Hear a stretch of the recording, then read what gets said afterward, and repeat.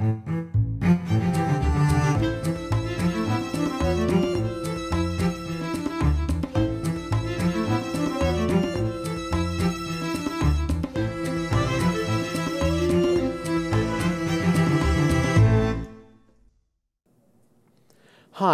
I'm Micah Halpern. Thank you for joining me today as I do some thinking out loud. Our first segment is called Background Briefing. I want to talk about Jerusalem. Actually, I want to discuss the import of Jerusalem to Islam and to Judaism. I want to try to dispel some myths and to get a sense of Jerusalem's real importance to Islam and to Judaism. It's often said that Jerusalem is not mentioned in the Quran, not even once. This is true, but it is implied and referred to as the furthest mosque. It should be noted also that Jerusalem is not mentioned in the Torah, the first 5 books of Moses either. And there too, it is implied. It is also implied in the Torah. It is, however, mentioned hundreds of times in what's called Nach, the prophets and the writings. Let's begin with Islam. In Islam, the city of Jerusalem is known in Arabic as Al-Quds, or Bayt al-Muqdis, which means the holy place or the sacred place. The root of Quds in Arabic is the same root as it is in Hebrew, Kuf Dalet Shin, which actually means holy. It means it in Arabic as well as in Hebrew. So by its very name in Arabic, Jerusalem is the holy city. This is an exact parallel to the Hebrew Ir HaKodesh, which means, of course, the holy city. So why is this place so important to Muslims? Jerusalem is known in Islam as the land of many prophets. Actually, that's how it's referred to in certain places in the Quran itself. Muslims revere Jerusalem as the first Qibla. Now, Qibla is the concept in Islam where they genuflect, where they bow down and turn to pray towards. So the very first Qibla, place towards which Muslims turned in prayer, was Jerusalem. But after many years into the Islamic mission, Muhammad was instructed to change the Qibla and the direction of prayer from Jerusalem to Mecca. That's actually found in the Quran itself, in the 2nd surah. This change was made as a result of the Jewish tribes in Arabia. The Jews rejected Muhammad's revelation, so Islam turned its back on Jerusalem and focused instead on Mecca.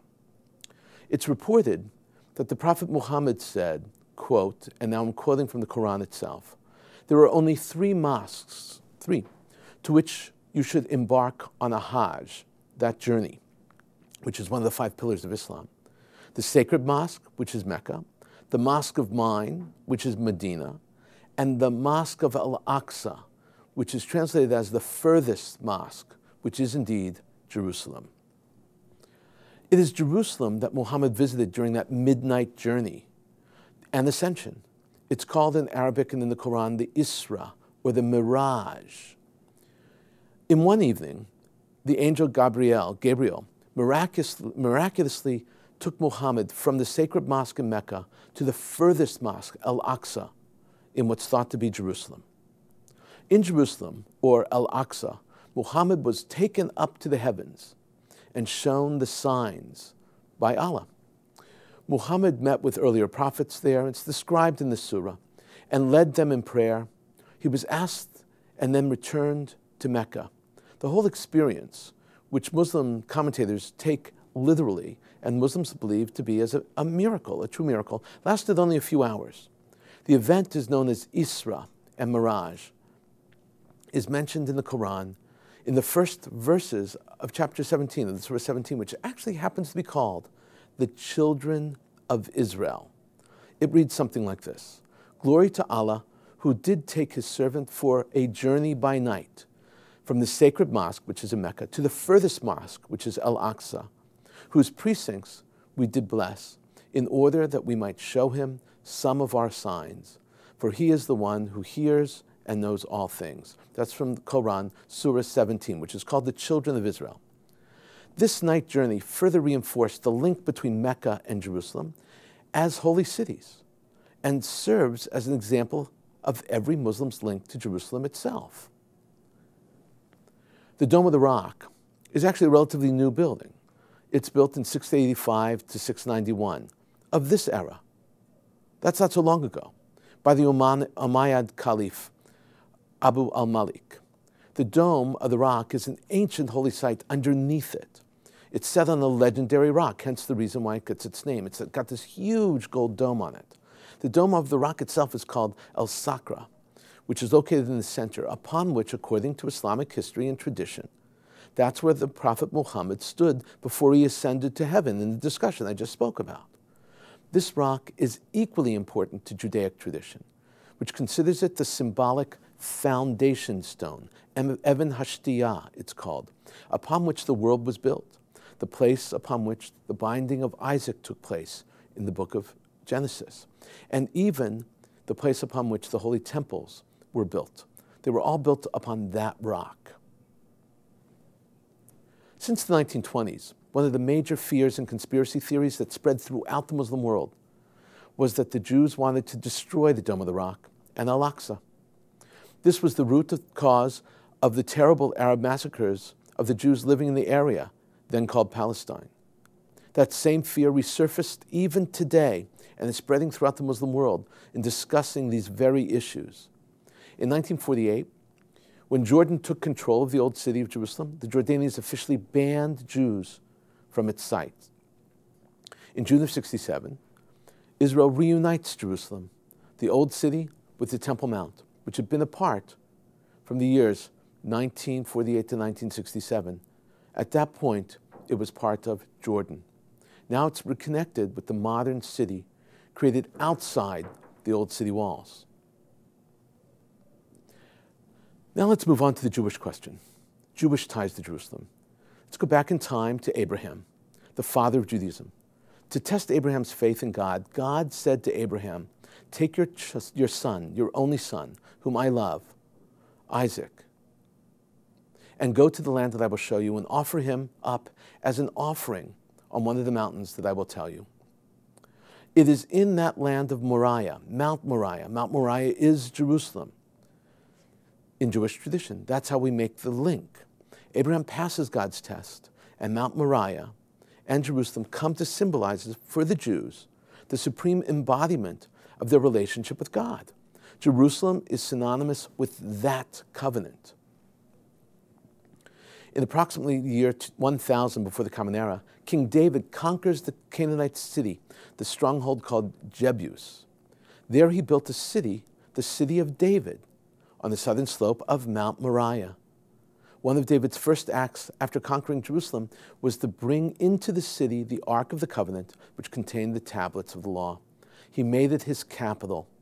With the transfer of the Ark of the Covenant, Jerusalem became a holy city and the center of worship for Israelites. Under King David, Jerusalem gets its name and becomes a political, religious, and commercial capital. It was David's son, Solomon, who built the Holy Temple on Mount Moriah in Jerusalem. Inaugurating in 960 before the Common Era, the most costly materials, advanced builders were brought from all over to create this magnificent temple, which would house the Ark of the Covenant. But things are not always good, because in 722, before the Common Era, this is the period of the prophets, Assyria descends from the north and defeats the 10 northern tribes. Hence, the 10 lost tribes are enslaved. They're lost. What remains is simply Judah and Benjamin, the southern kingdom. From this event, by the way, Jews emerge, and the name Jew becomes that word which represents the entire people, because Judah was the largest tribe and the largest area. In 586, the Babylonians come and destroy the first temple, taking the Jews into slavery in Babylonia. That's where the psalm, that famous psalm, by the rivers of Babylon, it depicts the great sadness of the Jews as they remember Jerusalem, as they remember Zion. It's Psalm 137. Sing us of the songs of Zion. How shall we sing God's song in a foreign land? If I forget thee, O Jerusalem, let my right hand lose its cunning. If I do not remember thee, let my tongue cleave to the roof of my mouth. Psalm 137.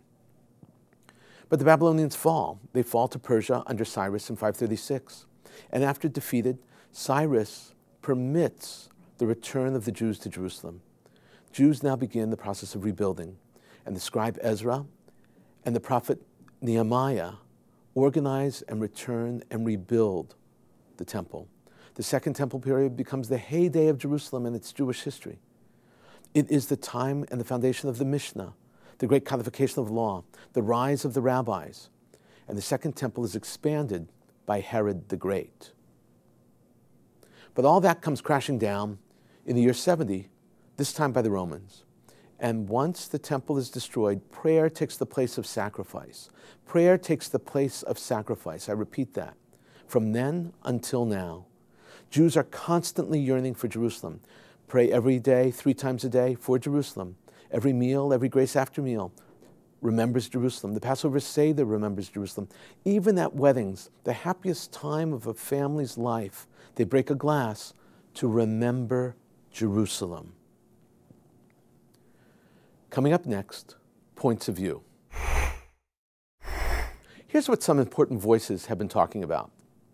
First up is a column from the Wall Street Journal published October 31st, 2014. It's entitled, "Let Islamic Reform Start in America." The column is penned by Salam al-Marayati and Maher Hathout. They are two important thinkers, respectively the president and senior advisor at the Muslim Public Affairs Council, actually located on the West Coast. It was founded in 1986 under a completely different name called the Political Action Committee of Islamic Center of Southern California. It was later renamed in 1988 the Muslim Public Affairs Council. The council has condemned the death fatwa notices against Salman Rushdie, let's say, and the attacks on the World Trade Center. They've also denounced the Taliban. They've denounced bin Laden.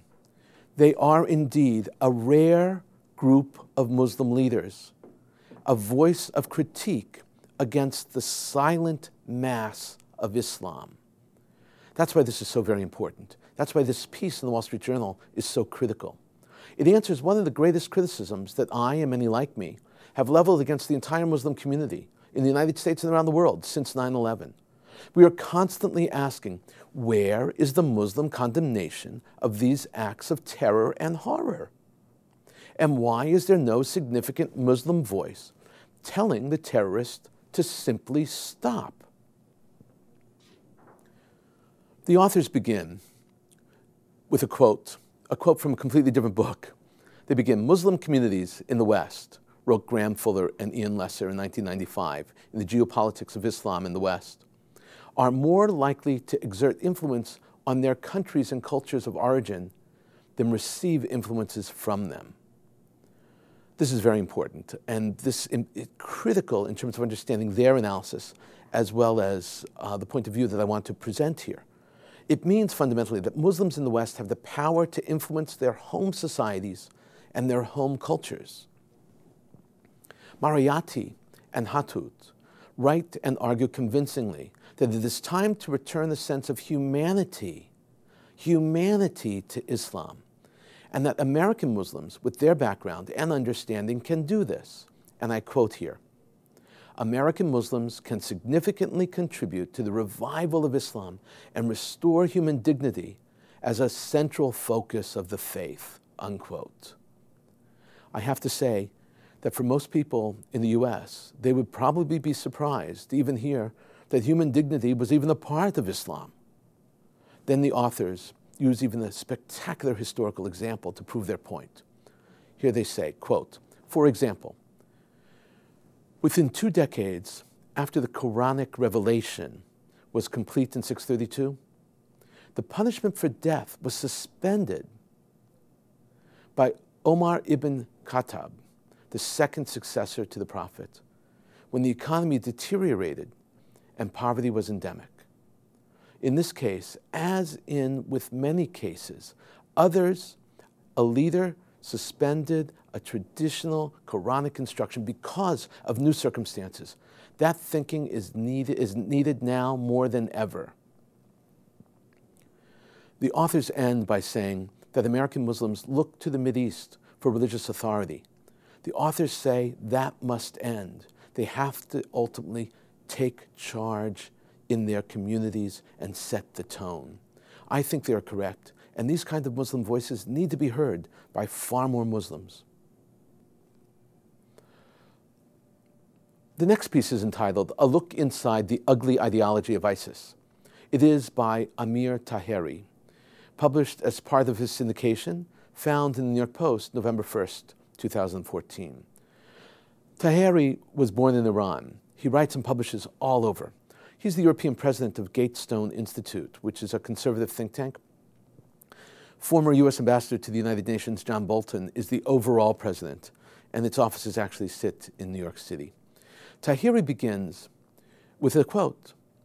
It's a statement, pure Mohammedan Islam, he says. This is what ISIS, Daesh in Arabic, promises to deliver once the caliphate has defeated the infidel enemies and secured its position. The promise is at the core of its propaganda, including in cyberspace, unquote. Taheri explains how ISIS has been so successful in its messaging. They constantly message clearly. They reject traditional Muslim ideas such as liberalism, like their openness to Jews and Christians, like their attitude towards Yazidis, because now their true form of Islam is to cleanse, to get rid of the impure, like the Yazidis. That's what we're seeing in Iraq. To ISIS, Islam will be a religion of peace only after it seized control of the entire world. Taheri concludes with an even more scary point. He explains that ISIS leaders are very familiar with the West. Having spent time here, they were using those skills to recruit and even establish a truly Islamic university. Taheri is one of the most clear-thinking writers when it comes to Islam. He sees a real threat, a long-term, sustained threat. Coming up, commentary through cartoons, where pictures tell the story. Two of the cartoons that I want to deal with today are from El Hayat Al Jadida. El Hayat Al Jadida is owned by the Palestinian National Authority, the PA. It is a vehicle for their expression and their point of view. It is an official voice piece of the Palestinian Authority. Reading Al Hayat is how I see what the PA wants to tell their people and how they want them to react. The first cartoon depicts a father speaking to his son on the steps of the Dome of the Rock. The Dome of the Rock, by the way, is a theme I'm developing throughout the whole piece today. A slingshot in his hand and a cane in the other. He's wearing a keffiyeh, and they're sitting on the step in front of a police barricade with the Dome of the Rock in the background. The boy is dressed in modern garb, white shirt, blue jeans. But the caption reads in Arabic, purification before prayer is performed with stones. The father says to his son, your feet are cleansed with these rocks. It's a play on the ritual that every Muslim must cleanse their feet, wash their feet before they come to pray, certainly before entering the mosque, especially that mosque. This is a very important and very poignant point of view, because the holiness of Haram al-Sharif, which is the Dome of the Rock, or the sanctuary of the noble, as it's referred to in Arabic, and Al-Aqsa are very clear. They are explosive issues. This cartoonist is suggesting in a Palestinian authorized newspaper that parents tell their children to start an intifada, and that will be part of the traditional Islamic ritual of prayer on the mount itself. How perverse. The second cartoon, also from Al Hayat Al Jadida, is about Al-Aqsa and the Dome of the Rock also. This cartoon actually takes place the day before the previous one. The cartoon has a man with a slingshot and head covered, keffiyeh, shooting his slingshot. He's on top of the famous Dome of the Rock. From his arm is an IV, a tube, red, filled with blood, flowing into the Dome of the Rock, as if to say that the shooter of the slingshot, is giving sustenance to the dome. The blood he sheds shooting his slingshot will sustain the mosque and hence all of Islam. A very troubling picture. The third cartoon is by an Australian named Paul Zanetti. Australian cartoonist in probably the most exciting and important vehicle that we have. He was, by the way, the youngest recipient of the Walkley Award, Australia's equivalent to the Pulitzer.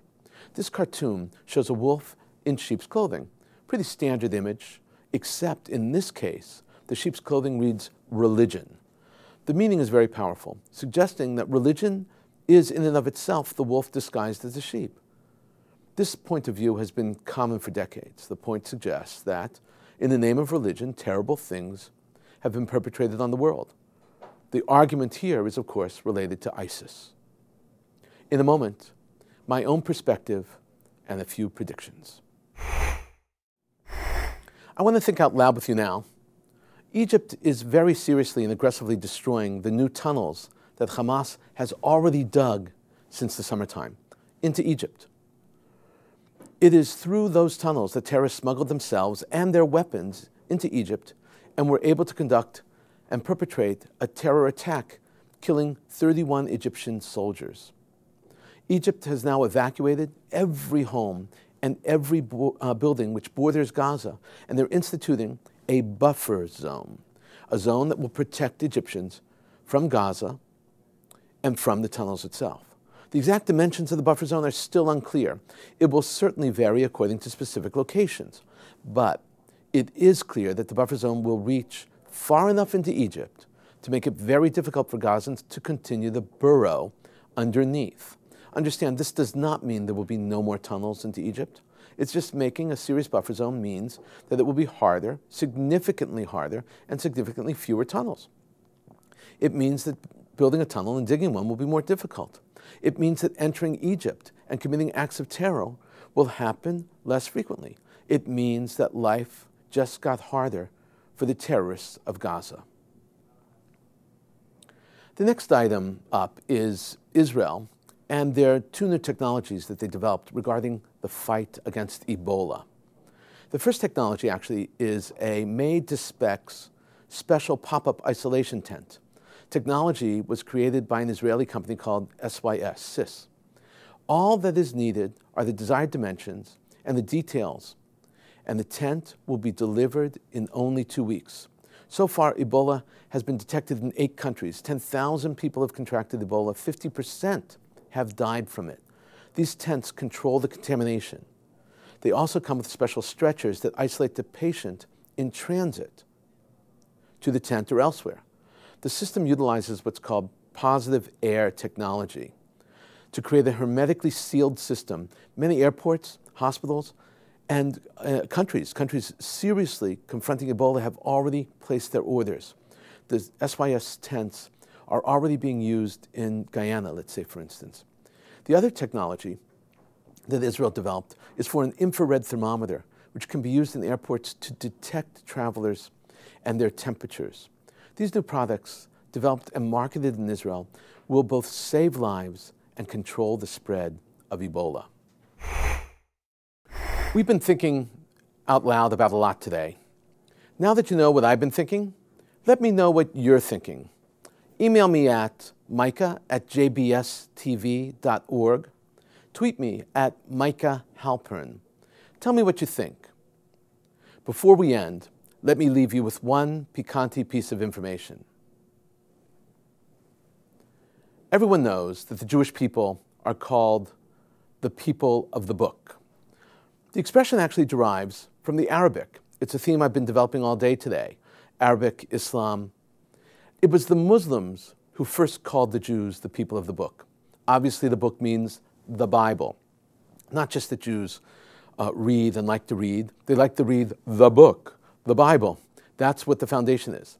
The book, the Bible, was also the foundation of Islam. And their prophets in the Bible were a part of that foundation. And Jews were part of the infrastructure of how Islam developed. hence the term, the people of the book.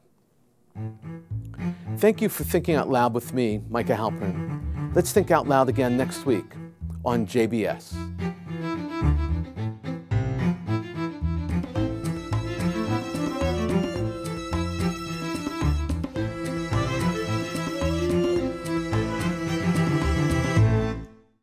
We would be pleased to send a complimentary DVD of this program to anyone who wishes to support Shalom TV on JBS with a tax-deductible gift of $36, double high or more, to the nonprofit organization Jewish Education in Media.